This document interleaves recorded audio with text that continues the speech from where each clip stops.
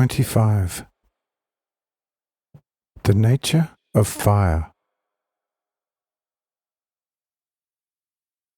6th February, 1847.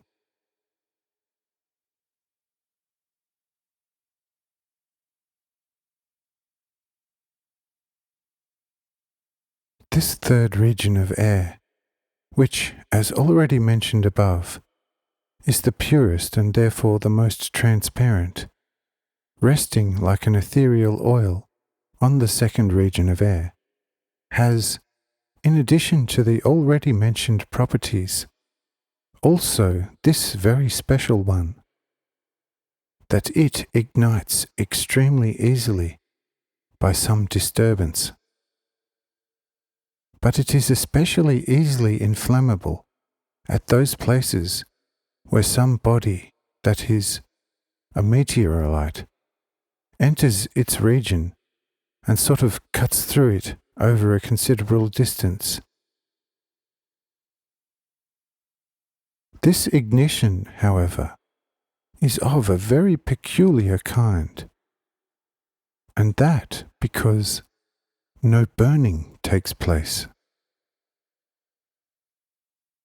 It is a glow, but no burning. To explain this glow and this very special kind of ignition will be somewhat difficult for your understanding, but nevertheless we will try to make the matter as clear as possible.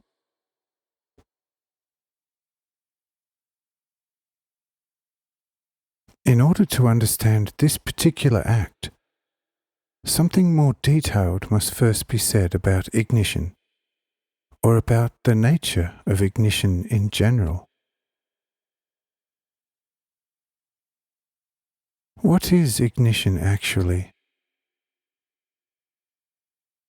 Some people would say, of course, that if you put combustible objects on the fire or expose them to great heat, they ignite and burn afterwards.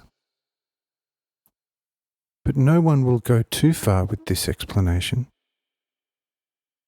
For the simplest kitchen maid knows that wood and other combustible objects ignite when they are put on the fire. But what is the fire? Which is in itself the ignition? This can no longer be explained in any physical way, because that which is actually fire always already reaches into the purely spiritual, whether good or evil. That is all the same here. In all matter there are spirits. If these are stimulated in any way, they ignite, or they come into an ever greater zeal, in which their activity and their expression of power increases. In such a potentiation of zeal and power, there is then also an exceedingly vigorous movement, which follows one another like exceedingly rapid oscillations.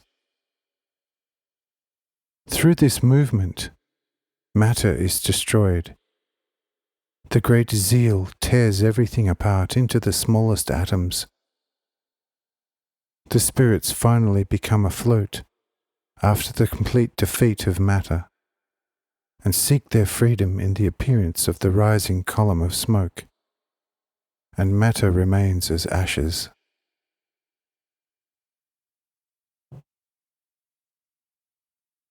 Therefore, the ignition is an excitation of the spiritual in the matter, and the continuation and the more and more powerful becoming of the excitation is the act of burning. The glow of the fire lies in the exceedingly strong and fast movement of the spiritual, and the propagation of the light from the fire is also an excitation of the same spirits in the whole matter. as in the whole circle of air. This is the act of igniting and burning. But mind you, here on earth, this usually happens through the agitation of even more dishonest and impure spirits. Therefore, the fire usually looks dirty and reddish, in a certain way, still spewing fierceness and anger.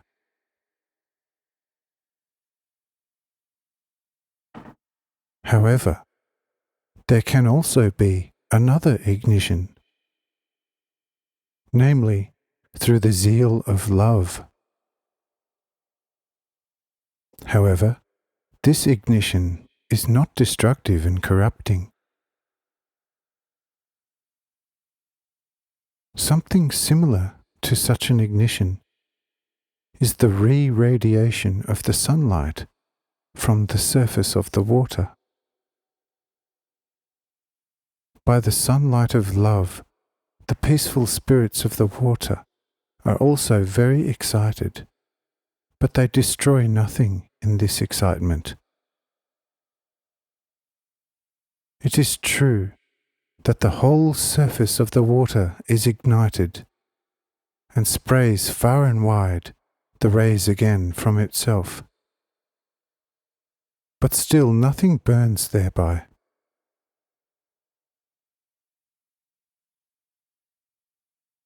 In the same way, when the ray falls on a mirror, it ignites it, but there is no act of burning, because there is a stimulation of the good spiritual. If, however, a good spiritual sunbeam of love is directed in a potentiated way to bodies which still have unethical spirituality in them, then it also ignites with the act of burning.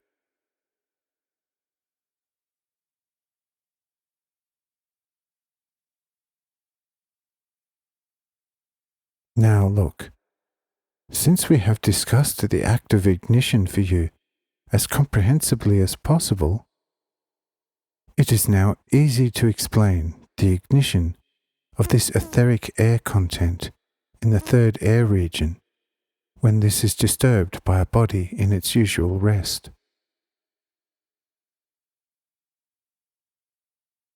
A meteor falling or flying through this third air sphere naturally tears the air apart. Thereby this air gets a hollow space because of the usually very fast movement of such bodies. This hollow space, however, forms a mirror surface in which the light rays of countless stars are concentrated at that moment, as in a concave mirror, or even better, as in a cylindrical mirror.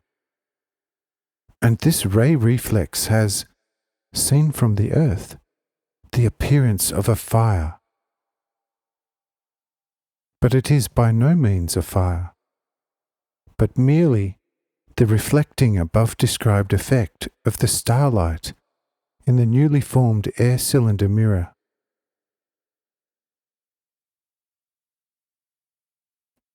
This phenomenon, in this third region of air, is therefore a very special property of this third region of air, because the same phenomenon cannot occur in the lower regions of air, because in them the air is too heavy and collapses too quickly behind a body cutting through it, while the very light air of the third region collapses only gradually, for which reason a long kite-like tail can still be seen behind such a flying meteor.